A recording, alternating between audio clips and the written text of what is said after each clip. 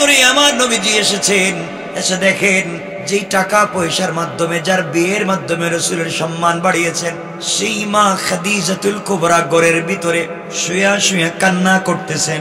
আমার নবী ঘরের ভিতরে ঢুকলেন, ডেকে বললেন, খাদিজা তুমি কান্না করবে কেন, কি হয়েছে? খাদিজা ডাক দিয়া বললেন, স্বামী আমার, এই দুনিয়ার জমিনে আপনার ঘরে আসার পরে যেই দিন আপনাকে বিয়ে করে আপনার ঘরে আমি এসেছি, সমুদয় সম্পত্তি দিনের রাস্তায় আমি ব্যয় করে দিয়েছি। স্বামী আমার, আমি আপনাকে বিয়ে করেছি ৪৫ বছরে, আপনার ২১ অথবা ২৫, সহি ইতিহাসে বলে ২১ বছরে আপনাকে বিয়ে করেছি।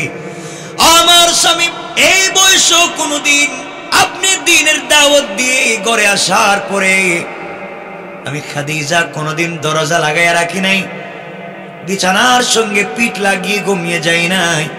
আপনি যখন দিনের দাওয়াত নিয়ে বাহিরে থাকতেন, আমি গোটা সময় দরজার সঙ্গে পিঠ লাগিয়ে দাঁড়িয়ে থাকতাম। কোন সুবহানাল্লাহ।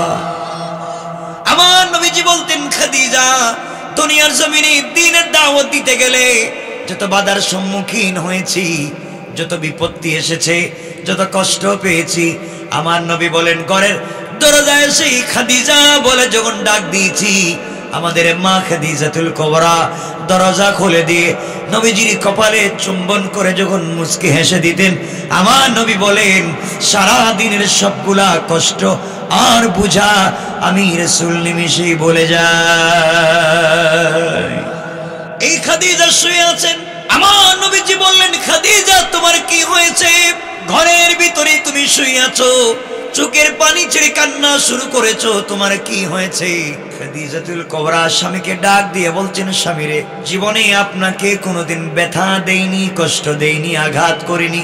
আপনার দিলে ব্যথা লাগবে এমন কোনো কাজ আমি আজ অবধি করিনি, কিন্তু মনে হয় আমি বাঁচব না। দরদে সিনা, বুকের ব্যথা আমার বেড়ে গিয়েছে, প্রচন্ড জ্বর উঠেছে, আমি মনে হয় বাঁচব না, ইন্তেকাল করব। নবীজি চোখের পানি ছেড়ে ডাক দিয়ে বলছেন, খাদিজা তুমি কি বলেছ? দুনিয়ার জমিন থেকে তুমি যদি বিদায় নিয়ে চলে যাও, আমার যে কোনো অভিভাবক দুনিয়ার জমিনে নাই, মা দুনিয়ার জমিনে নাই, বাবার চেহারা পর্যন্ত জীবনে কোনোদিন দেখলাম না, আমার কোনো ভাই নাই দুনিয়ার জমিনে, আমার কোনো বোন নাই, তোমার সম্পত্তি দিনের রাস্তায় আমি ব্যয় করে দিয়েছি।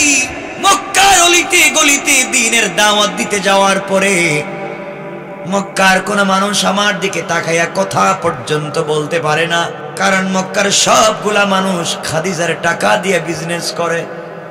খাদিজা তুমি ইন্তেকাল করবা কি বলছো? দর্দে সিনা বেড়ে গিয়েছে। আল্লাহর রাসূল মাথায় হাত দিয়ে দেখেন খাদিজার জ্বর উঠে গিয়েছে, প্রচন্ড গরম মাথা, চোখের পানি ছেড়ে ডাক দিয়া বলছেন, স্বামী আর বাঁচব না, যদি মরে যাই শুধু দিলের ভিতরে ব্যথা নিয়ে যাচ্ছে, আপনাকে কার কাছে রেখে যাব? কে আপনাকে দেখবে? এই দুনিয়ার জমিনে আপনার ঘরে আমি আসার পরে কোনদিন আপনাকে নিজের হাতে খেতে দেইনি, আমি খাদিজা আমার হাত দিয়ে আপনাকে খাইয়ে দিয়েছি। স্বামীরে আপনাকে কোনোদিন গোসল করতে দেইনি, আমি খাদিজা নিজের হাত দিয়ে আপনাকে গোসল করিয়ে দিয়েছি। পড়েন সুবহানাল্লাহ। আমার স্বামী দুনিয়ার জমিনে আপনাকে তো ভালোবেসেছি, মক্কার জমিনে আপনার দুশমনের অভাব নাই, কোথায় আপনাকে রেখে যাব, কার কাছে রেখে যাব? এই চিন্তা করে আমার ঘুম হচ্ছে না, আমি যেন মরে যাব। হঠাৎ করে বুকের মধ্যে হাত দিয়ে চোখের পানি ছেড়ে দিলেন, যেন আওয়াজ হচ্ছে না। ইশারা করে আমার নবীকে ডাকলেন, বিশ্ব নবী কাছে চলে গেলেন। খাদিজাতুল কুবরা নবীজির হাতটাকে চুম্বন করে বুকের সঙ্গে জড়ায়া ডাক দিয়া বলছেন, স্বামী দুনিয়ার জমিনে আপনার কাছে আমি কোনোদিন কিছুই চাই নাই, গাড়ি চাই নাই, বাড়ি চাই নাই, ধন দৌলত কিছুই চাই নাই। ইন্তেকালের আগে স্ত্রী হিসেবে স্বামীর কাছে আমি কয়েকটা আবদার করতে চাই, আপনি কি আমার আবদারগুলা পুরা করতে পারবেন?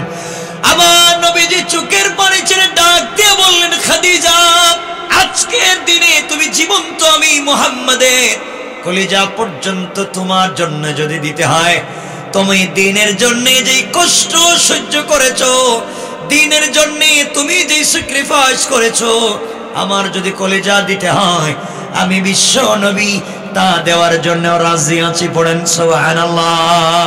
আমার বন্ধুগণ, এক পর্যায়ে খাদিজাতুল কুবরা বিশ্ব নবীকে ডেকে বলছেন, স্বামীরে, চলার পথে হয়তো অনেক আঘাত করেছি, কথা মতো আমি চলতে পারি নাই, আপনার কথা মতো চলতে পারি নাই, অনেক ইনসাফের উল্টা চলেছি, আমানতের খেয়ানত হয়তো করেছি। স্বামী হিসেবে আপনার কাছে ক্ষমা চেয়ে আপনি ক্ষমা করে দেন। আমার নবী ডেকে বললেন, খাদিজা, তুমি আমার জন্য যা করেছো, স্বামী হিসেবে তোমার জন্য কিছু করতে পারি নাই। আল্লাহর কাছে আমি দোয়া করে দিলাম, আল্লাহ তাআলা কিয়ামতের দিনে আমাকে প্রথম যখন কবর থেকে তুমি উঠাবা, পৃথিবীর কোনো মানুষ পর্যন্ত উঠাবেন না, সর্বপ্রথম তুমি যার সঙ্গে আমাকে দেখা করাবা, তার নাম যেন হয়ে যায় হযরতে খাদিজা। সবাই পড়ে না সুবহানাল্লাহ। কেমন ভালোবাসা ছিল, কেমন মহব্বত স্বামী স্ত্রীর। এটা বোঝানো উদ্দেশ্য না, বোঝানো উদ্দেশ্য ওরাফা'না লাকা যিকরাক। আপনারা এটাই মাথায় রাখবেন। আমার বন্ধুগণ, এবার খাদিজাতুল কুবরা আমার নবীকে ডেকে বললেন, স্বামী, আপনাকে আমি কয়েকটা ওসিয়ত করতে চাই, আপনি কি আমার ওসিয়তগুলো মানবেন? খাদিজাতুল কুবরার কথায় নবীজি বলছেন, খাদিজা বলো, কোনো আপত্তি নেই। আবার খাদিজাতুল কুবরা বলছেন বিশ্ব নবীকে, আমার স্বামী, আপনার কাছে জীবনে আমি কিছুই চাই নাই। আমি যখন ইন্তেকাল করব, ইন্তেকাল করবার পরে অনেকেই আসবে, অনেক মহিলা আসবে, আমার মেয়ে ফাতেমা আসবে আমাকে গোসল করাবার জন্য। জীবনে সারা জিন্দেগি ভর আপনাকে গোসল করিয়েছি, আমার কাপড় দিয়ে আপনার শরীর মুছে দিয়েছি। আমি যখন ইন্তেকাল করব, দুনিয়ার কোন মানুষকে দিয়ে আপনি আমার গোসলের ব্যবস্থা করবেন না। স্বামীরে, আমার জীবনের শেষ গোসল যদি আপনার হাত দিয়ে আমাকে করাইয়া দে, আমার বিশ্বাস কবরের ভিতরে ফেরেশতারা আঘাত করবে না। বিশ্বনবী বলছেন, খাদিজা রে, আমার হাত দিয়ে গোসল করিয়ে দিলে তোমার কি হবে আমাকে একটু বলো। খাদিজাতুল কুবরা বলছেন, স্বামী আমার, আপনার পবিত্র হাত মুবারক, যেই হাত কোনো খাবারে দিলে বরকত হয়ে যায়, আসমানের দিকে উঠাইয়া দিলে চন্দ্র 2 টুকরা পর্যন্ত হয়ে যায়, 2টা পাহাড়ে চলে যায়। আপনি আঙ্গুল দিয়ে ইশারা করলে পাহাড় স্বর্ণ হয়ে যায়। আপনার এই হাত যদি ঘেমে যায়, যে ঘাম জমে, ওই ঘামটা মিশকে আম্বর হয়ে যায়। আমার স্বামী, আপনি যদি আপনার পবিত্র হাত মোবারক দিয়ে আপনি আমাকে গোসল করিয়ে দেন, আপনার হাত যদি আমার বডিতে লেগে যায়, আমার বিশ্বাস যে বডিতে বিশ্ব নবীর হাত মোবারক লেগে যাবে, ওই বডিতে কোনোদিন কোনো ফেরেশতা আঘাত করতে পারে না। পড়েন সুবহানাল্লাহ। আমার বন্ধুগণ, তারিখ ইবনে জারির তাবারিতে লিখে আল্লামা জুলফিকার নকশবন্দি খুতুবাত জুলফিকারে নিয়ে এসেছেন, আমার নবী বললেন, খাদিজা, তোমার কথা আমি মেনে নিলাম, তোমার ওসিয়ত মেনে নিলাম, আমার আগে যদি তুমি মরে যাও, তোমার শেষ গোসলটা আমি করাবো। খাদিজাতুল কুবরা মুচকি হাসলেন, নবীজির হাত মুবারক ধরে ডেকে বললেন, স্বামী রে, আমার দ্বিতীয় ওসিয়ত, দ্বিতীয় আবদার, আমার ইন্তেকালের পরে অনেকে আসবে, কাবার গিলাফ দিয়ে আমার কাফনের ব্যবস্থা করতে চাইবে, দুনিয়ার সব থেকে দামি কাপড় দিয়ে আমার কাফনের ব্যবস্থা করতে চাইবে। স্বামী রে, দুনিয়ার জমিনে আপনার কাছে আমি কিছুই চাই নাই, ইন্তেকালের পরে আপনার কাছে একটা জিনিস আমি দুনিয়ার জমিনে চেয়ে যাচ্ছি, আমার কাফনের জন্য কাবার গিলাফ লাগবে না, আমার কাফনের জন্য দুনিয়ার কোনো দামি কাপড় লাগবে না। আপনার কাছে আমি স্ত্রী হিসাবে স্বামীর কাছে আবদার করলাম, আপনার পরনের একটা জুব্বা, আপনার পরনের একটা পাঞ্জাবি, আপনার পরনের একটা কাপড় যদি আপনি আমার কাফন হিসাবে দিয়ে দেন, আপনার পরনের যে জুব্বা মুবারক আপনার বডিতে লেগেছে, বডির ঘ্রাণ গন্ধ পাঞ্জাবিতে লেগেছে, ওটা দিয়ে যদি আপনি আমার কাফনের ব্যবস্থা করে দেন, আমার বিশ্বাস ওই কাপড় দিয়ে প্যাকেটিং করলে কাপড়ের উপরে ফেরেশতারা আঘাত করবে না। আমার নবী বললেন, খাদিজা তোমার ওই কথা আমি মেনে নিলাম, আর কিছু বলবা? খাদিজাতুল কুবরা বলছেন, স্বামী আমার 3 নাম্বার আবদার, 3 নাম্বার ওসিয়ত, আমার ইন্তেকালের পরে অনেকেই চাইবে আমার জানাজার ইমামতি করতে। খবরদার আপনাকে বলে দিলাম, 3 নাম্বার ওসিয়ত, আমার ইন্তেকালের পরে আমার লাশ সামনে নিয়ে আপনি স্বামী স্ত্রীর যখন জানাজার ইমামতি করবেন, আপনি যদি জানাজার ইমামতি করেন আর আপনার চোখ থেকে 1 ফোঁটা পানি যদি মাটিতে পড়ে যায়, যখন আপনি আবার লাশ সামনে নিয়ে ইমামতির জন্য দাঁড়াবে, অনেক স্মৃতির কথা মনে পড়বে, জীবনের অনেক কথা মনে পড়বে।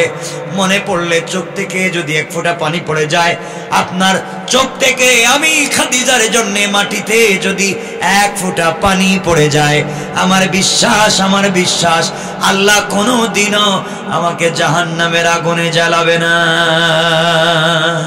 আমার বন্ধুগণ, এবার নবীজি বলছেন, খাদিজা তোমার ওই কথা আমি মেনে নিলাম, ওই ওসিয়ত মেনে নিলাম। 3 নাম্বার ওসিয়ত, আর কিছু বলবা কি? এবার খাদিজাতুল কুবরা বলছেন, স্বামী যখন আমি ইন্তেকাল করব, আমাকে কবরে রাখবার জন্য অনেকেই আসবে। খবরদার, গোটা জিন্দেগি যতদিন দুনিয়ার জমিনে বেঁচে ছিলাম আপনাকে জড়িয়ে ঘুমিয়েছি, আপনার সঙ্গে আমি শুয়েছিলাম। ইন্তেকালের পরে শেষ আবদার, আপনি আমাকে কুলে করে কবরের মধ্যে শোয়া দিবেন।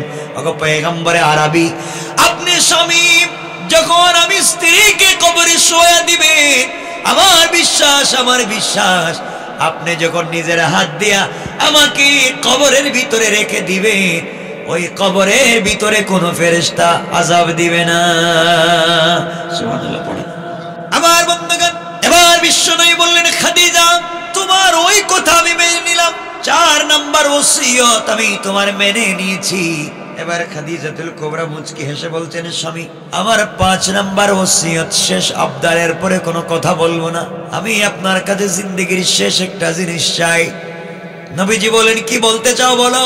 খাদিজাতুল কুবরা রাদিয়াল্লাহু তাআলা আনহা ডাক দিয়ে বলছেন, স্বামী রে, আপনি আপনার মেয়ে ফাতেমাকে বলছেন, ইয়া ফাতিমা আনকিযি নাফসাকি মিনান নার, ফাতেমা তুমিও জাহান্নামের আগুন থেকে নিজেকে বাঁচাইও। আমি বাবার পরিচয় দিয়ে কবরের ভিতরে কারো পরিচয় চলবে না, কবরের ভিতরে ফেরেশতারা কারো পরিচয় জানতে চাইবে না। স্বামী আমার এই অন্ধকার কবরে আমাকে যখন প্রশ্ন করা হবে, না জানি প্রশ্নের জবাব দিতে পারবো না, ফেরেশতারা কি প্রশ্ন করে জবাব দিতে পারবো না। এজন্য আপনার কাছে আমার শেষ আবদার ওসিয়ত, আপনি আমার কবরের মধ্যে বসে থাকবেন, আর আমি যদি বিপদে পড়ে যাই, প্রশ্নের জবাব দিতে না পারি, আপনি কি আমার পক্ষ থেকে প্রশ্নের জবাবগুলো দিবেন? এবার বিশ্বনবী আর নিজেকে সামলে রাখতে পারলেন না, খাদিজাকে জড়াইয়া বাচ্চাদের মতো ফুপাইয়া কান্না শুরু করে ডাক দিয়ে বললেন, খাদিজা কথা দিলাম দুনিয়ার জমিনে ইসলামের জন্যে, আমার জন্যে তুমি যা করে গিয়েছো, তুমি প্রশ্নের জবাব চাইছো, কথা দিলাম যতক্ষণ পর্যন্ত তোমার পক্ষ থেকে আমি ফেরেশতাদের প্রশ্নের জবাব না দিব, ততক্ষণ পর্যন্ত কবরের উপর থেকে চলে আসবো না। পড়েন সুবহানাল্লাহ। আমার বন্ধুগণ, কষ্ট হচ্ছে আপনাদের? কষ্ট হচ্ছে না তো? এখন একটু হাত দেখেন তো, দেখি কার কার কষ্ট হচ্ছে। কি এতক্ষণ কথা বলার পরে হচ্ছে? আমার বন্ধুগণ, আপনাদের ভালোবাসা এসেছি।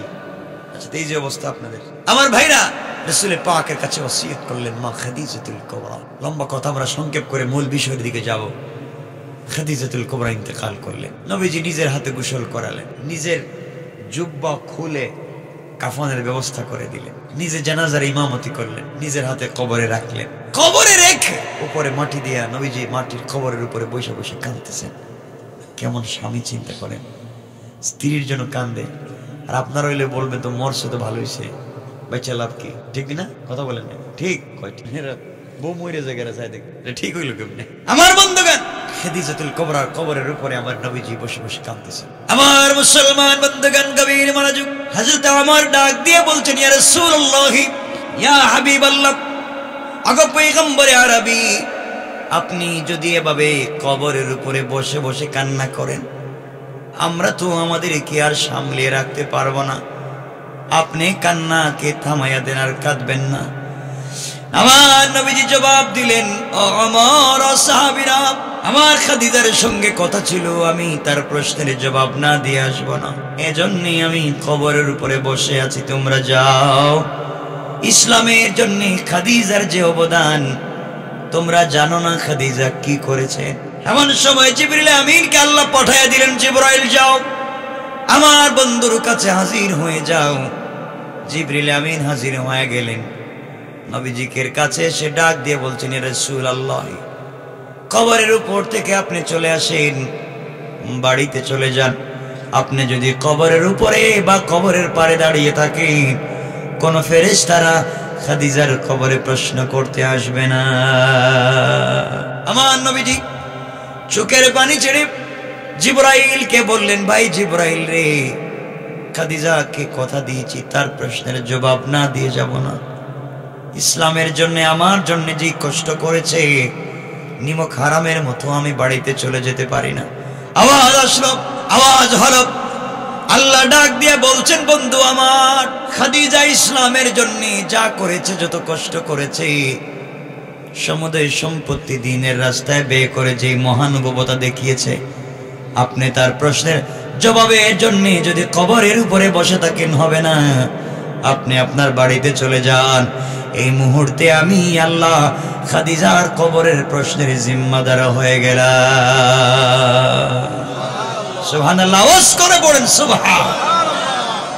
খাদিজাতুল কুবরা ইন্তেকাল করলেন। সংক্ষেপ, যেই খাদিজাতুল কুবরাকে বিয়ের মাধ্যমে আল্লাহ বলছেন, আপনার বুকের বোঝাকে হালকা করেছি, দ্বীনের প্রচারের জন্য তার সম্পত্তির মাধ্যমে আপনার বুকের বোঝা হালকা করে সম্মান বাড়িয়েছি। এই খাদিজাতুল কুবরা ইন্তেকাল করলেন। খাদিজাতুল কুবরা ইন্তেকাল করলেন। এই বছরই তার চাচা আবু তালেব ইন্তেকাল করলেন। আবু তালেবের ইন্তেকালের পরে রাসূল বাহিরে দ্বীনের দাওয়াত নিয়ে গেলে কাফেররা আঘাত করে নির্যাতনের স্ট্রিম রুলার চালিয়ে দিয়েছে। দ্বীনের দাওয়াত দিলে আঘাত করে, নির্যাতন করে, মানুষের আঘাত প্রাপ্ত হয়। ঘরের ভিতরে সে শান্তি নাই, ঘরের ভিতরে খাদিজাও নাই। নবীজির ঘরের ভিতরে খাদিজা নাই, বাহিরে চাচা নাই। আল্লাহ যে বলছেন দুইজনের মাধ্যমে দ্বীনের দাওয়াতের পথকে প্রশস্ত করেছেন, সম্মান বাড়িয়ে দিয়েছেন।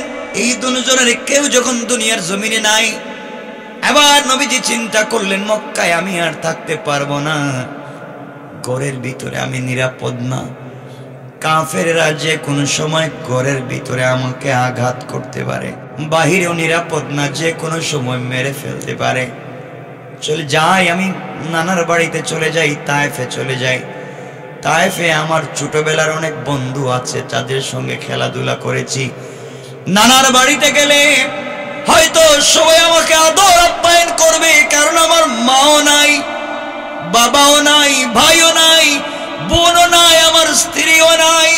এই চিন্তা করে এতিম নবী, বিশ্ব নবী তায়েফের দিকে যাত্রা শুরু করে দিলেন। তায়েফে যাওয়ার পরে তায়েফের মানুষের কাছে দ্বীনের দাওয়াত দিতে লাগলেন।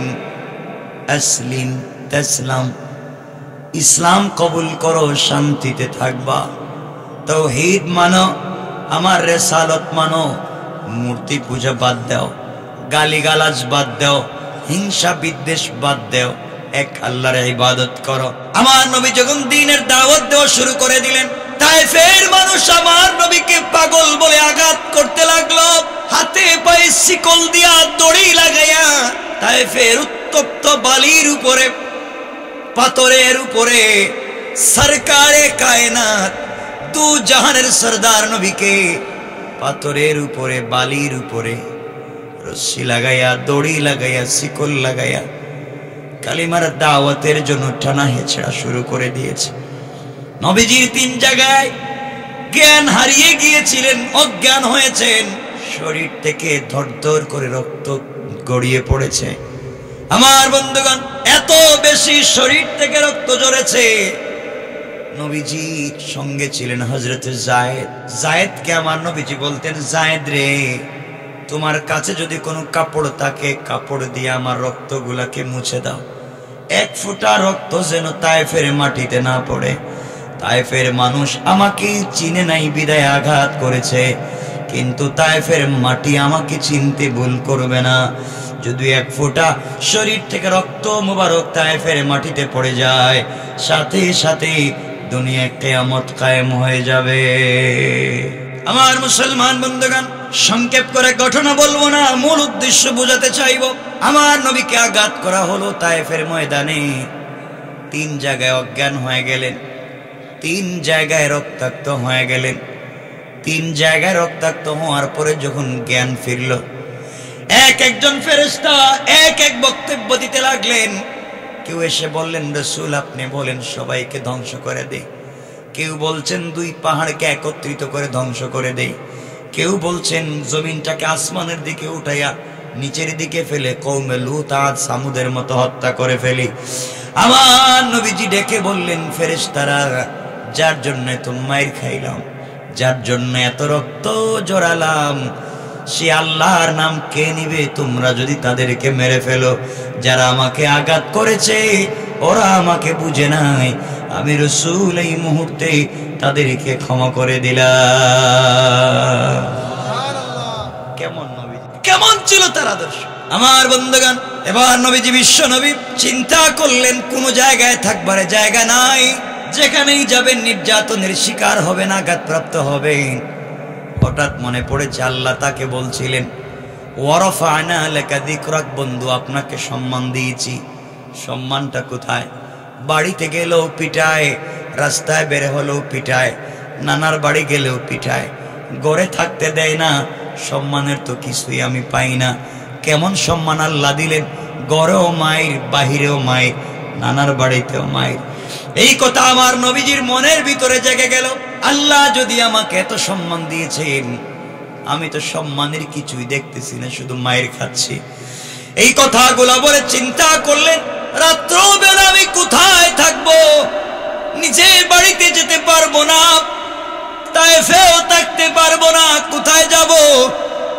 চিন্তা করে আমার নবীজি চিন্তা করলেন, উম্মে হানির বাড়িতে চলে যায়। উম্মে হানির বাড়িতে গেলেন, ডাক দিয়ে বললেন, বোন রে, তোমার বাড়িতে কি আমাকে থাকবার মতো জায়গা করে দেওয়া যায়? উম্মে হানি একটা রুম দেখিয়ে বললেন, ভাই এখানে থাকতে পারো আজকের রাত্র। আমার বন্ধুগণ, লম্বা কথা সংক্ষেপ করে বোঝাচ্ছি। আমার নবীজি রাত্রবেলা গিয়েছেন, শরীরের দিকে তাকায় দেখেন, যেদিকে তাকায় দিকে রক্ত লেগে আছে, চামড়ার থেকে রক্ত বের হয়, শরীর মুবারক ফুলে গিয়েছে, গোটা বডিতে ব্যথা, কথা বলতে পারতেছেন না, গোটা বডিতে আঘাতের চিহ্ন। আমাদের মা আয়েশা সিদ্দিকা রাদিয়াল্লাহু তাআলা আনহা যখন আমার নবীজিকে গোসল করাতেন, একদিন গোসল করাতে যখন শরীরের মধ্যে পানি ডাললেন, পিঠের মধ্যে পানি ডাললেন, চিৎকার করে ডাক দিয়া বলছেন, স্বামী আমার, আপনার কি কোনোদিন বসন্ত রোগ হয়েছে? পিঠের মধ্যে এত বড় বড় কালো দাগ কিসের? আপনার শরীরে কোনো দাগ থাকবার তো কথা না, কারণ চাঁদের মধ্যেও কালো দাগ আছে, কিন্তু আপনার চেহারায় কোনো দাগ নাই, পিঠের মধ্যে এত দাগ আসলো কোত্থেকে? আমার নবীজি বললেন, আয়েশা, আমার জীবনে কোনোদিন বসন্ত রোগ হয় নাই রে। দিনের দাওয়াত আর কালিমার দাওয়াত নিয়ে তায়েফে গিয়েছিলাম, তায়েফের মানুষ আমাকে পাগল বলে, পাগল বলে, পাথর দিয়ে যে আঘাত করেছে, আঘাত চলে গিয়েছে, দাগ এখনো মুছে যায় না। আমার বন্ধুগণ, আমার নবী দ্বীনের জন্য এত কষ্ট করলেন। রাত্রবেলা মানুষ যখন একা হয়, অনেক দুঃখের স্মৃতি মনে পড়ে। আপনারা মনে হয় কথা বলবেন, পড়ে, মনে পড়ে? মানুষ একা হলে দুঃখের স্মৃতি মনে পড়ে না? আমার নবীজি গভীর রজনীতে একা যখন বসে আছেন, অনেক স্মৃতি মনে পড়েছে। আহারে, কেউ নাই দেখে আমাকে মানুষ পিটায়, আমি কালিমার দাওয়াত দিই আমাকে মানুষ মারে। শরীরের দিকে তাকায় দেখেন কাপড়গুলা ছেঁড়া, জুতা মুবারক পর্যন্ত ছিঁড়ে গিয়েছে। নবীজি কাঁদতেছেন। আল্লাহ বললেন আমাকে দ্বীনের দাওয়াত দিয়েছেন, আমি তো দ্বীনের দাওয়াতের কিছুই পাই, আমাকে নাকি সম্মান দিয়েছেন, আমি তো সম্মানের কিছুই পাইতেছি না। আল্লাহর সহ্য হলো না।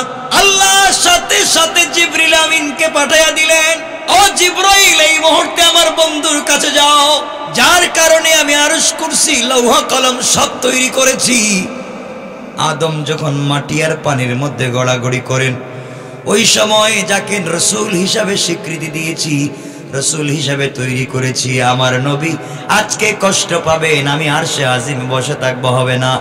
নবী বলতেছেন সম্মান দিয়েছি, তিনি বুঝেন নাই, এই মুহূর্তে নিয়ে যাও, আমার পরে পৃথিবীর সব থেকে বড় সম্মান এই মুহূর্তে আমি আল্লাহ তাকে দিতে চাই।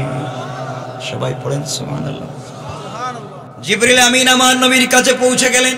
নবীজিকে ডাক দিয়া বললেন, পয়গম্বরে আরবি, ঘুম থেকে উঠেন। আমার নবীজি ঘুম থেকে উঠলেন। জিবরিল আমিন বলছেন, ইয়া রাসূলুল্লাহ, আর কাঁদবেন না, আর মনে ব্যথা নিবেন না, মনের ভিতরে আর দুঃখ নিবেন না, সব দুঃখ দূর হয়ে যাবে, চলেন আপনাকে নিয়ে যাই হাতিমে কাবায়। এই কথা বলে আমার নবীকে হাতিমে কাবায় নিয়ে গেলেন। হাতিমে কাবায় নিয়ে যাওয়ার পরে আমার নবীকে জিবরিল আমিন শোয়া দিলেন। শোয়া বুকটা কাটলেন, কি যেন বুকের ভিতর থেকে বের করলেন, বের করে জমজমের পানি দিয়ে ধুইলেন। জমজমের পানি দিয়ে ধোয়ার পরে জিবরিল আমিন একটা তস্তরি বের করলেন। তস্তরি বের করলেন, হীরা জবরদস্ত স্বর্ণের দিয়ে তৈরি করা তস্তরি। ওটার ভিতরে কি যেন আছে, ওটার ভিতরে ইলম এবং হিকমত ছিল ভরপুর। বুকটা কেটে জমজমের পানি দিয়ে ধুইয়া ইলম এবং হিকমত সহ আবার নবীর বুকটাকে লাগাইয়া দিয়েছেন। কোন সুবহানাল্লাহ। আমি যে সূরা পড়েছি, এই সূরার প্রথম আয়াতে আল্লাহ বলছেন, আলাম নাশরাহ লাকা সাদরাক। বন্ধু, আমি কি তোমার সিনাকে বিদীর্ণ করিনি? আমি কি তোমার সিনাকে চাক করিনি? আমি কি তোমার সিনাকে কাটিনি? এই যে আরেকবার, তিনবার কাটা হয়েছে, একবার সিনা চাকের পরে নবীজি মুস্কে হাসতেছেন। জিবরিল আমিন বলছেন, আপনি কাঁদতেছিলেন, আপনার বডিতে ব্যথা ছিল, আপনি এখন হাসতেছেন কেন? জিবরিল আমিনকে রাসূল বলছেন, জিবরাইল, কি করলা তুমি? আমার ভিতর থেকে কি বের করে জমজমের পানি দিয়ে ধুইছো, আর স্বর্ণের তস্তরিতে করে কি নিয়ে আসছো আমার ভিতরে ঢুকায় দিছো। দেওয়ার সাথে সাথে দিল থেকে সকল ব্যথা দূর হয়। একটু জোরে আওয়াজ করে পড়েন না সুবহানাল্লাহ। জিবরিল আমিন বলছেন, ইয়া রাসূলুল্লাহ, আপনার অনেক সম্মান। নবীজি বলছেন, কই সম্মান? আমি তো কিছুই পাই না, শুধু মানুষ পিটে আমার। এবার জিবরিল আমিন বলছেন, ইয়া রাসূলুল্লাহ, চলেন আমার সঙ্গে।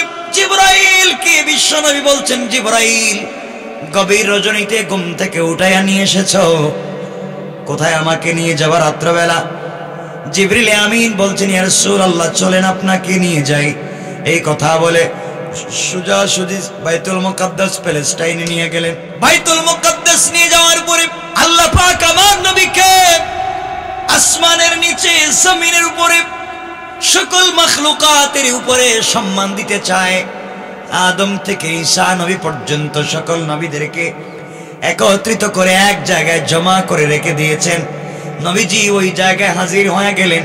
কেউ বলছেন আদমুস সফিউল্লাহ, সকল নবীর একত্রিত হয়েছে, আপনি 2 রাকাত নামাজ পড়ান। কেউ বলছেন ইব্রাহিম খলিলুল্লাহ, আপনি 2 রাকাত নামাজের ইমামতি করেন। কেউ বলছেন ঈসা রূহুল্লাহ, আপনি 2 রাকাত নামাজ পড়ান। কেউ বলছেন মুসা কালিমুল্লাহ, আপনি 2 রাকাত সালাতের ইমামতি করেন। কে কাকে সামনে দিবেন এই নিয়ে যখন বিতর্ক, আল্লাহ জিবরিল আমিনকে জানাইয়া দিলেন, জিবরাইল রে, আমার নবী শুধু শেষ নবী না, তিনি ইমামুল আইম্মা, ইমামুল মুরসালিন, ইমামুল আম্বিয়া, ইমামুর রাসূল। আমি আল্লাহ আদম থেকে নিয়ে ঈসা নবী পর্যন্ত সকল নবীকে এই মুহূর্তে মুক্তাদিয়ার মুসল্লি বানাতে চাই। আর আজকের ইমামতি করবেন আখেরি জামানার নবী, সরকারে কায়নাত নবী, দু জাহানের সরদার নবী, বিশ্ব নবী মুহাম্মদুর রাসূলুল্লাহ সাল্লাল্লাহু আলাইহি ওয়াসাল্লাম। এই মুহূর্তে সকল নবীদের সামনে দাঁড়িয়ে ইমামতি করার মাধ্যমে আমি আল্লাহ সকল নবীর উপরে তাকে সম্মান দিতে চাই। সুবহানাল্লাহ।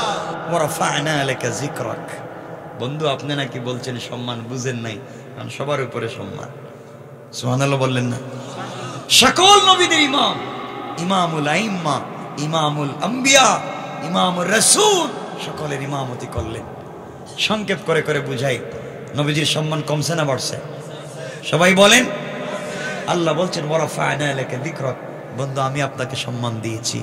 আল্লাহ বলছেন জিবরাইল, বন্ধুর সম্মান এখানেই শেষ না। যাকে উপলক্ষ করে গোটা দুনিয়া সাজাইছি, যার নামের ডিজাইনার স্ট্রাকচার দিয়ে গোটা দুনিয়ার ডিজাইন করেছি, যার জন্য আরশে আজিমকে আমি আল্লাহ সুন্দর করে তৈরি করে রেখেছি, আজকের বিশ্ব নবীকে সম্মান দিতে চাই, তুমি তাকে নিয়ে আসো আমার কাছে।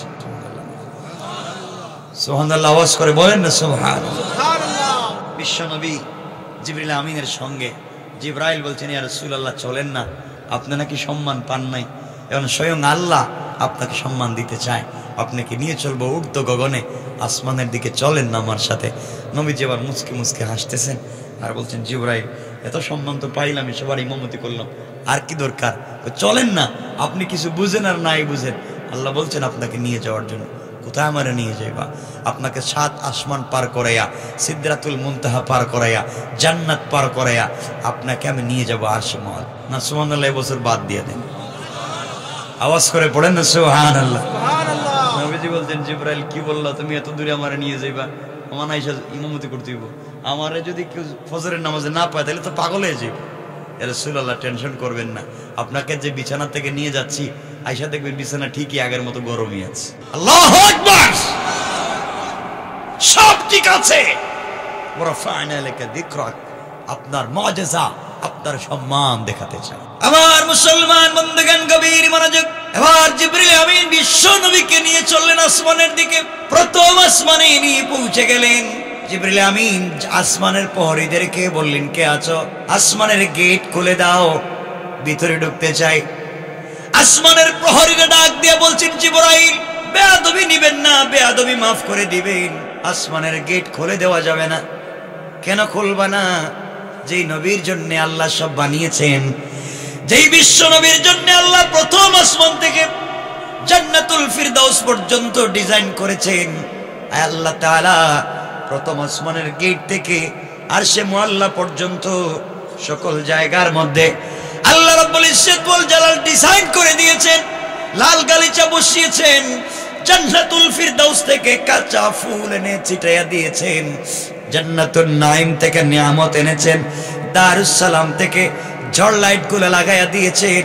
এই রাস্তা দিয়ে বিশ্ব নবী যাবেন, কারো জন্য গেট খুলে দেওয়া যাবে না।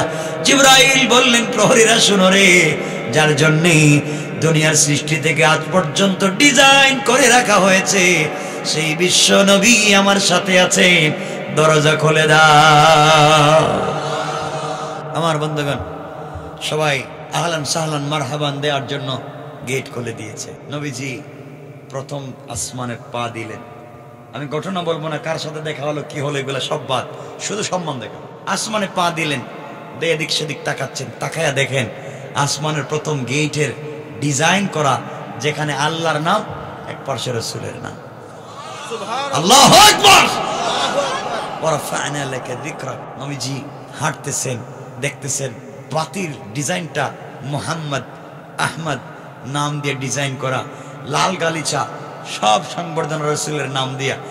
জিবরিল আমিন তো সামনে, নবীজি পিছনে। হঠাৎ জিবরিল আমিন পিছন দিকে তাকায় দেখেন নবীজি মুচকি হাসতেছেন। জিবরাইল বলছেন ইয়া রাসূলুল্লাহ আপনি হাসতেছেন কেন? জিবরাইল আমি জানতাম না আল্লাহ যে আমার এত ভালোবাসে। আমি প্রথম আসমান আয়েশা দেখি, যত কিছু দেখা যায় সব জায়গায় যেখানে আল্লাহর নাম ওখানে আমার নাম। আল্লাহু আকবার। আমার বন্ধুগণ চলতে চলতে এভাবে চলতে লাগলেন, এক এক আসমান করে সপ্তম আসমান পার হয়ে পৌঁছে গেলেন, জান্নাতে গেলেন। জান্নাতুল ফিরদাউসে যাওয়ার পরে জান্নাতুল ফিরদাউসের গেটে যখন দাঁড়ালেন, ঘটনা বলছি না, সব আসমানে দেখা হয়েছে, এক একজন পয়গম্বরের সঙ্গে কথা হয়েছে, এগুলা বাদ। আমার নবী চলে গেলেন জান্নাতুল ফিরদাউসে। ওখানে যাওয়ার পরে বিশ্ব নবী সাল্লাল্লাহু আলাইহি ওয়াসাল্লাম জান্নাতের গেটে তাকায়া দেখেন, জান্নাতের গেটে যত ডিজাইন করা আছে সকল ডিজাইন হচ্ছে আমার নবীর নাম দিয়া। নবীজি গেটের দিকে তাকাচ্ছেন। হযরত জিবরিল আমিন তো ভিতরে পৌঁছে গেছেন। নবীজিকে জিবরাইল আমিন বলছেন, রাসূলুল্লাহ আপনি গেটে কেন ভিতরে আসেন না? নবীজি ভিতরে গেছেন। জিবরাইল বলছেন, এটা আপনার আবু বকরের বাড়ি, এটা ওমরের বাড়ি, এটা ওসমানের বাড়ি, ওটা আলীর বাড়ি। নবীজিগুলো দেখাচ্ছেন, নবীজিকে দেখাচ্ছেন জিবরিল আমিন একটা একটা করে। নবীজি তাকাচ্ছেন, এক বাড়ি থেকে আরেক বাড়ি সুন্দর, কিন্তু যত বাড়ি দেখা যায়, যত গেটই দেখা যায়, সকল গেটের ডিজাইন করা আমার নবীর নাম দিয়া। ওয়ারাফা'না লাকা যিকরাক, সম্মান দিয়েছেন কে? আওয়াজ করে বলেন কে? আল্লাহ যদি কাউকে সম্মান দিতে চায়, এই সম্মান কি কেউ নষ্ট করতে পারে? বলেন না পারে। এজন্য মনে রাখবেন, এলাকা যাদেরকে আল্লাহ কোটি কোটি টাকার মালিক বানিয়েছেন, মিল ফ্যাক্টরি কলকারখানা শিল্পের মালিক বানিয়েছেন, আপনি যদি আপনার সম্পদের কারণে আপনি অহংকার করে বসেন যে আল্লাহ আপনাকে কোটি টাকার মালিক বানিয়েছেন, আপনাকে সম্পদশালী বানিয়েছেন, রাস্তায় চলবার পথে আপনার 3 কোটি টাকা দামের গাড়ির গ্লাস আপনি খুলেন না, গাড়ির গ্লাস খুলতে পারেন না, একজন ভিক্ষুক হাত উঠে বলছে আমাকে 1টা টাকা দেন, আমি প্যারালাইসিস, আমি অসুস্থ, আপনি 1টা টাকা দিতে পারেন না। মনে রাখবেন, এই লোকটাকে, ভিক্ষুককে যে আল্লাহ ভিক্ষার ভাঙ্গা থালা দিয়ে রাস্তায় বসিয়েছেন, এই আল্লাহ আপনাকে 1 কোটি 2 কোটি টাকা দামের প্রাইভেটে বসিয়েছেন। আপনিও যদি অহংকার করেন, আমার আল্লাহ চাইলে এই ভিক্ষুকের হাত থেকে ভিক্ষার ভাঙ্গা থালা ফেলে দিয়া তাকে প্রাইভেটে বসাইয়া আপনার হাতে ভিক্ষার ভাঙ্গা থালা ধরাইয়া রাস্তায় নামাইয়া দিতে 1 মিনিটও দেরি হবে না। পারবেন না আল্লাহ। আমার বন্ধুগণ, নবীজি গেলেন। লম্বা করবো না, আলোচনা অনেক লম্বা, বেশি লম্বা করবো না, আমাকে যেতে হবে কক্সবাজার, চিটাগাং। আমার মুসলমান বন্ধুগণ, গভীর মনোযোগ। আমার নবী জান্নাতুল ফিরদাউসে গেলেন। যাওয়ার পরে শুনেন, হঠাৎ করে আমার নবীজি তার সামনে দিয়ে যেন কে হেঁটে যায়। জিবরিল আমিন কে বলছেন, জিবরাইল বলো তো আমার আগেই তো জান্নাতে কেউ আসছে কি? জিবরাইল বলছেন, ইয়া রাসূলুল্লাহ কেউ আসে নাই। তাহলে বলো কার পায়ের আওয়াজ শোনা যায়? জিবরিল আমিন বলছেন, ইয়া রাসূলুল্লাহ আপনি একটু চেক করে দেখেন কার পায়ের আওয়াজ শোনা যায়। নবীজি ফলো করে দেখেন, এটা তো খড়মের আওয়াজ শোনা যায়, কাঠের জুতার আওয়াজ শোনা যায়। দুনিয়ার জমিনে কাঠের জুতা আমার বেলাল ছাড়া কেউ পড়ে না। আমার নবীজি বললেন, ও জিবরাইল এটা তো আমার কালো সাহাবী হাবশী গোলাম কৃতদাস বেলালের পায়ের আওয়াজ শোনা যায়। বেলালের পায়ের আওয়াজ কেমনে জান্নাতে আসলো? আল্লাহ জবাব দিলেন, বিশ্ব নবীর আমার বন্ধু হাবিবুল্লাহ আপনি আমাকে ভালোবাসেন, বেলালও আপনাকে ভালোবাসে। আপনি গভীর রাত্রে ঘুম থেকে উঠে আসার সময় দুনিয়ার কেউ হয়তো আপনাকে দেখে নাই, জানে নাই, দুনিয়ার সকল মানুষকে না জানাই আসতে পারে, আমার বেলালকে না জানাই আসতে পারেন না। বেলাল আমার কাছে দোয়া করেছে, আল্লাহ তাআলা বিশ্ব নবী যেখানে থাকবেন আমি ওখানে থাকতে চাই, নবীজি যেখানে যাবেন আমি ওখানে যেতে চাই। বেলালের এই কথাকে আমি আল্লাহ কবুল করে নিয়েছি। বেলাল দুনিয়া জীবিত থাকা অবস্থায় তার পায়ের আওয়াজকে রেকর্ড করে আমি আল্লাহ জান্নাতে রেখে দিয়েছি। আমার নবী জান্নাতে আর একটু ভিতরে গেলেন। আখরাজান নাসাই মিন তরিক যুহরি আন উরওয়া আন আয়েশা রাদিয়াল্লাহু তাআলা আনহা قالت قال رسول الله صلى الله عليه وسلم دخلت الجنة فسمعت قراءة فقلت من هذا فقيل حارثة بن النعمان فقال رسول الله صلى الله عليه وسلم كذلكم البر وكان برا بأمه। আমার নবী যার একটু সামনে গেলেন, যাওয়ার পরে শুনেন জান্নাতুল ফিরদাউসের ভিতরে কে যেন মধুর কণ্ঠে কোরআন তিলাওয়াত করে যায়। নবীজি জিবরাইলকে বলছেন, জিবরাইল জান্নাতের ভিতরে এত সুন্দর করে কোরআন শরীফ পড়ে কে আমার আগে কেউ আসছে নাকি? জিবরাইল ডাক দিয়া বলছেন, ইয়া রাসূলুল্লাহ না, আপনার আগে কেউ জান্নাতে আসে নাই। জিবরাইল বলো তাহলে জান্নাতের ভিতরে কোরআন তেলাওয়াত করে কে? জিবরাইল জবাব দিলেন, ইয়া রাসূলুল্লাহ আপনি একটু লক্ষ্য করে দেখেন। জিবরিল আমিনের কথায় বিশ্ব নবী কান লাগাইয়া শুনেন। এ আর কেউ না, তার গরিব সাহাবী, ছোট্ট সাহাবী হারিসা ইবনে নুমানের কোরআনের তেলাওয়াত শোনা যায়। জিজ্ঞাসা করলেন, জিবরাইল বলো হারিসা ইবনে নুমান ক্ষেত খামারে কাজ করে, গরিব মানুষ, তার আওয়াজ কেমনে জান্নাত পর্যন্ত পৌঁছে গেল? জবাব আসলো। জিবরাইল জবাব দিলেন, ইয়া রাসূলুল্লাহ আপনি জানবেন কেমনে? হারিসা ইবনে নুমান গতকালকে মায়ের খিদমত করেছে, মা তার খিদমতের উপরে সন্তুষ্ট হয়ে আল্লাহর দরবারে দুইটা হাত উঠাইয়া দোয়া করেছে। আল্লাহ তার মায়ের দোয়াকে কবুল করে দুনিয়ায় সে জীবিত থাকা অবস্থায় তার কোরআনের তেলাওয়াতকে আল্লাহ জান্নাতে পৌঁছে দিয়েছে। আমার বন্ধুগণ গভীর মনোযোগ। এভাবে আমার নবীজি চলতে লাগলেন, সংক্ষেপ করে করে বলি জান্নাতে গেলেন, সবগুলা জান্নাত দেখলেন। ইসরাফিলের অফিসে গেলেন, ইসরাফিলকে সালাম দিয়েছিলেন। ইসরাফিল প্রথমে জবাব দেন নাই। এরপরে আজরাইলের অফিসে গিয়েছেন, কথা বলেছেন। ওখানে আজরাইলের বিশাল বড় অফিস, সবার নাম বাবার নাম লেখা আছে। আমার বন্ধুগণ সব থেকে বের হলেন, জাহান্নামে দেখলেন। লম্বা ঘটনা, সব জায়গা থেকে বের হয়ে সিদরাতুল মুনতাহায় গেলেন। সিদরাতুল মানে বড়ই গাছ, কুল গাছ। মুনতাহা মানে শেষ প্রান্তরের ইন্তেহা, সৃষ্টির শেষ প্রান্তরে একটা বড়ই গাছ আছে। নবীজি বলেন এক একটা বড়ই 10 থেকে 70 মণ ওজন। আসতে বললেন সুবহানাল্লাহ। এক একটা পাতা হাতির কানের চাইতে বড়। আল্লাহু আকবার। জিবরিল আমিন রাসূল পাককে ওখানে নিয়ে গেছেন সিদরাতুল মুনতাহায়, সৃষ্টির শেষ প্রান্তরের বড়ই গাছের নিচে। নবীজি ওখানে গেছেন, জিবরাইল দেখাচ্ছেন, দেখেন এই যে গাছ, এই যে সব। নবীজি গাছের পাতায় হাত দিয়া এতটুকুন হাসলেন, নবীজির মুখের সামনের দাঁত মুবারক বের হয়ে গেল, হাসির আওয়াজ হলো। জিবরাইল বলছেন, ইয়া রাসূলুল্লাহ আপনাকে কান্নারত অবস্থা ঘুম থেকে উঠে নিয়ে আসছি, আপনি তো হাসতেছেন। বলতেন, জিবরাইল জানিস না আল্লাহ যে আমাকে এত ভালোবাসতেন আমি জানতাম না। গাছে আইসা দেখি গাছের পাতায় হাত দিয়া, গাছের কাঁচা পাতায়ও এক সাইডে আল্লাহর নাম, অপর সাইডে আমার নাম।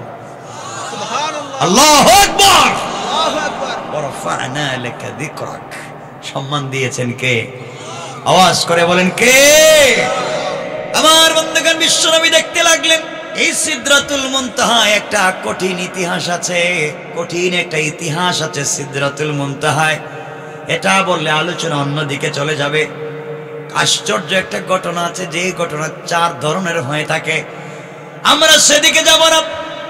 সিদরাতুল মুনতাহায় বিশ্বনবী আবার জিবরিল আমিন বলছেন, ইয়া রাসূলুল্লাহ ইয়া হাবিবাল্লাহ, পয়গম্বরে আরবি বেয়াদবি মাফ করবেন, আপনার সঙ্গে কিছু কথা বলতে চাই। নবীজি বলছেন, জিবরাইল কি বলতে চাও?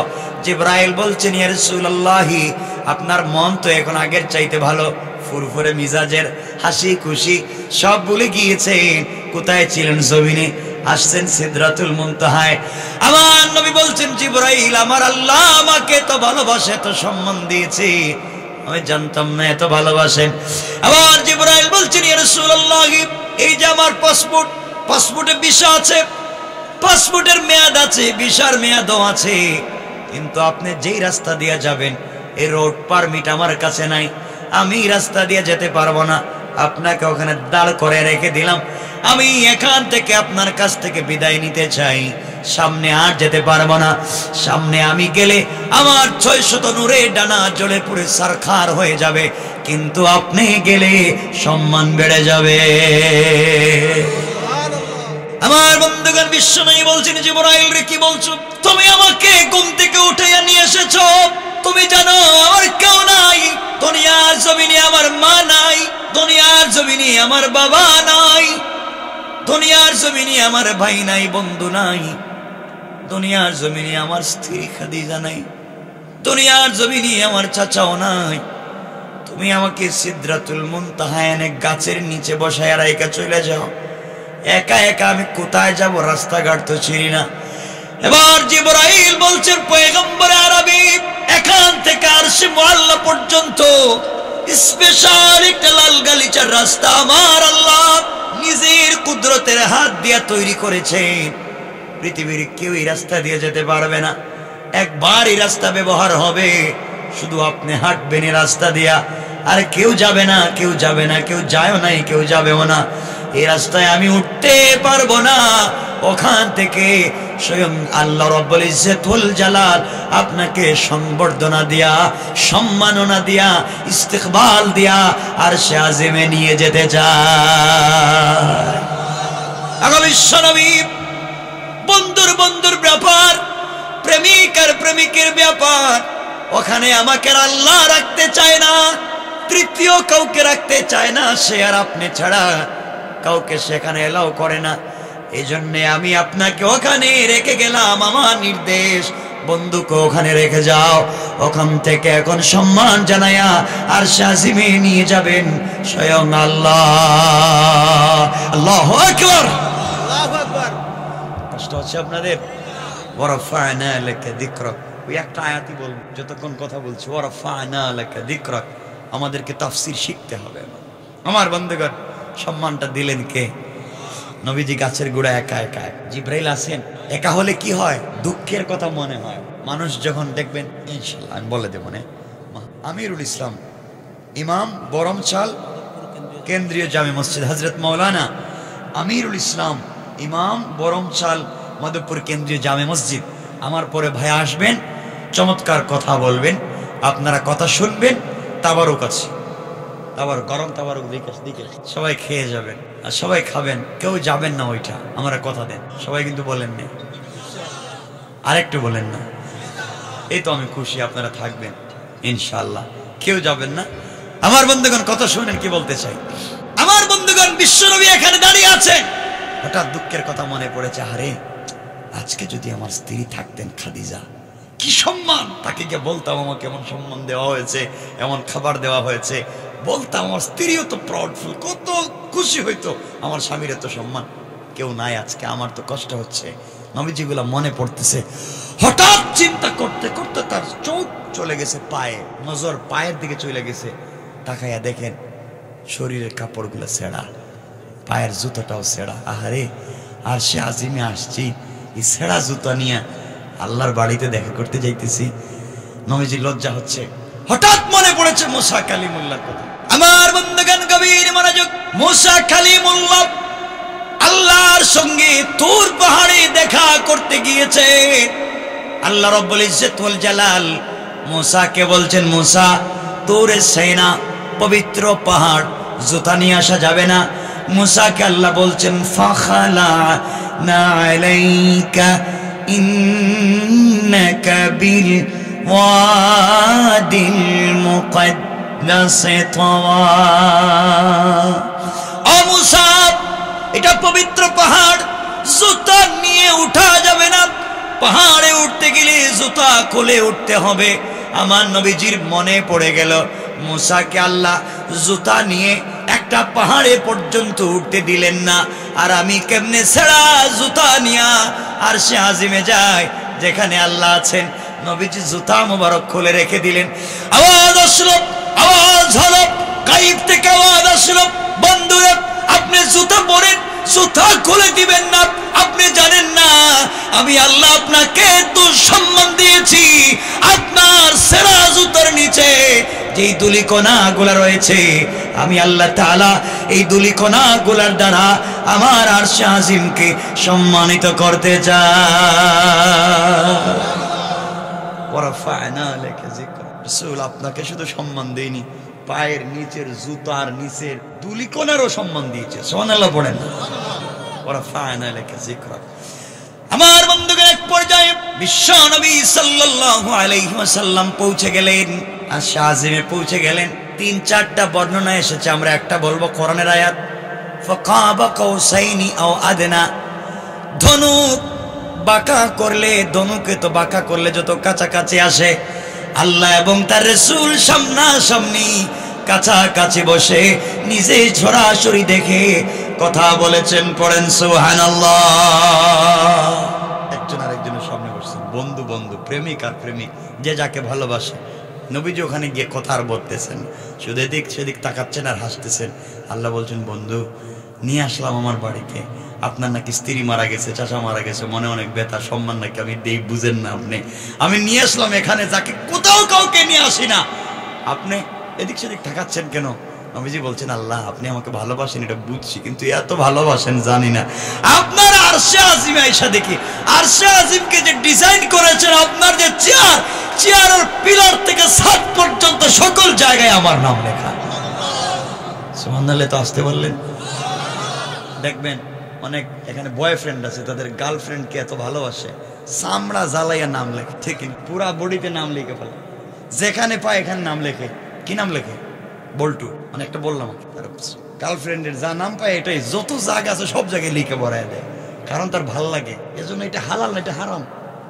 এদিকে যাচ্ছি না আজকে, কারণ তোমাদের তো শুধু গার্লফ্রেন্ড আর বয়ফ্রেন্ড ছাড়া তো বাঁচতে পারো না। শয়তানি বলে, সব শয়তানি। রাসূল পাককে তো আল্লাহ ভালোবাসেন, এই জন্য পুরো আরশে আজিমটা তার নাম দিয়ে সাজাই রাইখা দিয়েছেন। সুবহানাল্লাহ পড়েন না? কথা হচ্ছে এমন সময় আমার নবীকে আল্লাহ রাব্বুল ইজ্জত ওয়াল জালাল অনেক কথাই জিজ্ঞাসা করলেন। বন্ধু, ফাতেমা কেমন আছে, আলী কেমন আছে, অমুক কেমন আছে, আপনি কেমন আছেন, সবার কথা জিজ্ঞাসা করলেন। আমার নবীকে সালাম দিলেন। আল্লাহ নিজে, আমার আল্লাহ বিশ্ব নবীকে সালাম দিলেন, আমার নবীকে সালাম দিবেন।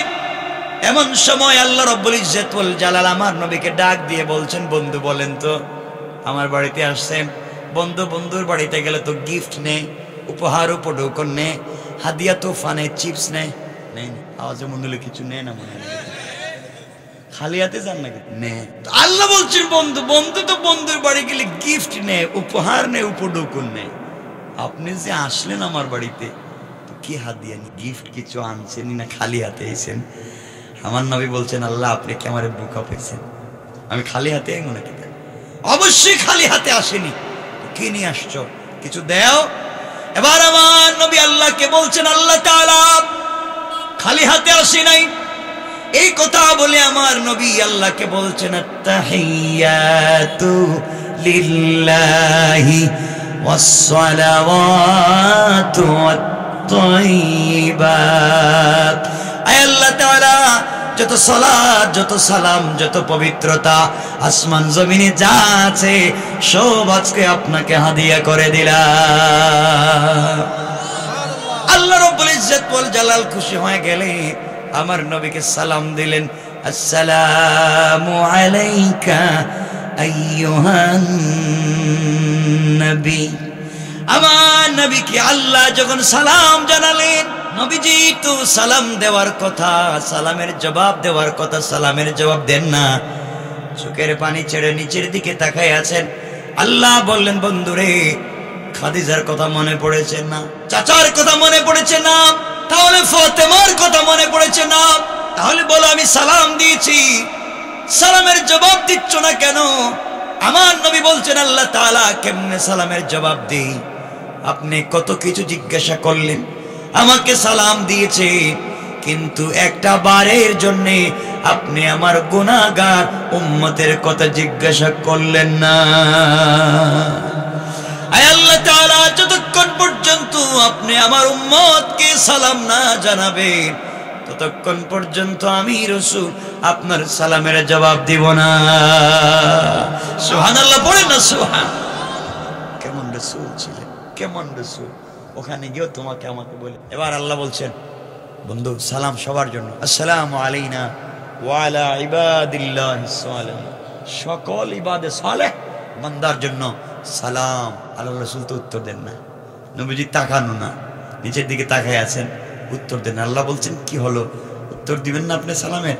আমার নবীজি বলছেন, আল্লাহ আপনি আমাকে সরাসরি সালাম দিচ্ছেন, আর আমার উম্মত ওই যে কুলাউড়া আম তুলে বসে রয়েছে, বিভিন্ন জায়গায় বসে রয়েছে, এদেরকে সালাম তো সরাসরি দিতে হবে। সুবহানাল্লাহ বললেন না? সুবহানাল্লাহ। আল্লাহ বলছেন, তাইলে কি আমি দেশে দেশে যাইবো সালাম দেওয়ার জন্য? কেমনে দিবেন আমি জানি না, কিন্তু সরাসরি উম্মতকে সালাম না দিলে আমিও সালামের জবাব দিব না। সুবহানাল্লাহ।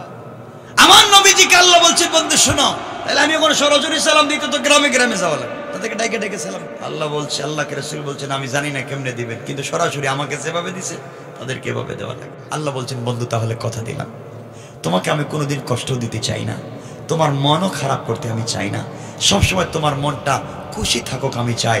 আমি কথা দিলাম, কিয়ামতের দিনে হিসাব নিকাশের পরে তোমার উম্মতেরা যখন জান্নাতে চলে যাবে, তখন আমি আল্লাহ নিজে সালাম দেওয়ার ওয়াদা দিলাম। রাসূল বলছেন, আল্লাহ আপনি সালাম দিবেন এটা আমি জানি, কিন্তু ওই যে বলছেন মুখ দিয়া, কিন্তু কোনো প্রমাণ নাই, দলিল নাই, প্রমাণ লাগবে। ওয়ালাকিন লিয়াতমাইন্না কলবি। আল্লাহ বলছেন, তাইলে আমার কথা বিশ্বাস হয় না? আল্লাহ বিশ্বাস তো হচ্ছে, কিন্তু দিলে শান্তি পাচ্ছি। একটু লেখা দেন না কেন যে আপনি সালাম দিবেন? কেমন রাসূল সুবহানাল্লাহ বললেন না? আমার আল্লাহ জানায় দিলেন, বন্ধুরা শোনো, জান্নাতের ভিতরে দারুস সালাম নামক একটা জান্নাত আছে।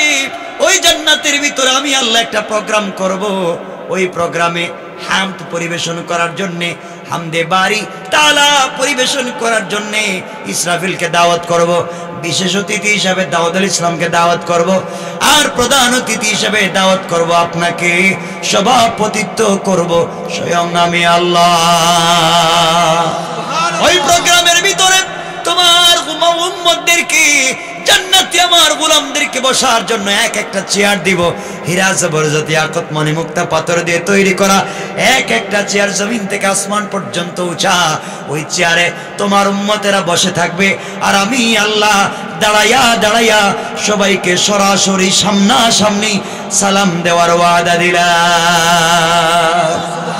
আল্লাহ এই কথা বলে কোরআনে একটা আয়াত নাজিল করে জানাইয়া দিলেন, তাহিয়াতুহুম ইয়াউমা ইয়ালকাউনাহু সালাম। আমার বন্ধু, জান্নাতে তোমার উম্মতের সঙ্গে আমি আল্লাহর যখন মুলাকাত হবে, সাক্ষাৎ হবে, আমি আল্লাহ তাদের সকলকে সালামের ওয়াদা দিলাম। পড়েন সুবহানাল্লাহ। এবার নবীজি খুশি হয়ে গেছেন, খুশি হয়ে কথা বলা শুরু করছেন। তো কিছু বন্ধুর সাথে কথা বলে দেখবেন কেউ বুঝে না। চার দোকানে বসছেন, তো একজন আরেকজনকে বলছে, দোস্ত ওই যে বলছিলাম না গত পরশুদিন একটা কথা, তোর মনে আছে? হ্যাঁ মনে আছে তো। তারা পাঁচজন বসেছিল, কেউ কিছু বুঝেনি। ঠিক বললাম না? এটা হচ্ছে সাংকেতিক। তো আমার রাসূলকে সঙ্গেও আল্লাহ কথা বলছেন সাংকেতিক চিহ্নে, তোহা কাফ হা ইয়া আইন সাদ তোহা সিন মিম ইয়াসিন, শুধু সাংকেতিক চিহ্নে আলিফ লাম মিম, এভাবে কথা বলছেন। শুধু বন্ধু আর বন্ধু জানে, পৃথিবীর কেউ জানে না। পড়েন সুবহানাল্লাহ। এভাবে কথা চলতে আছে, কথা কথা কথা চলতে থাকো। আমরা কথা এখানে রেখে দিই 10টার উপরে। শুনেন না, না একটা জায়গায় গেছি, রসুল এখন আরশে আজিমে আছেন, এখানে থাকুক। আল্লাহর সঙ্গে এতদিন পরে গেছেন, কথাটা তো বলুক। আল্লাহ রসুল এখন কোথায়? সবাই বললেন না? আর আমরা কই? জমিনে। তাহলে আমরা এখানেই থাকি, আর রসুল এখানেই থাকুক। কিছু কথাবার্তা বলুক, কথাবার্তা শেষ হইলে আমরা আগামীতে নামাইনি। মাহবুবুর রহমান জালালাবাদী কথা বলবেন এখন, আমার ভাই আসবেন। মাহবুবুর রহমান।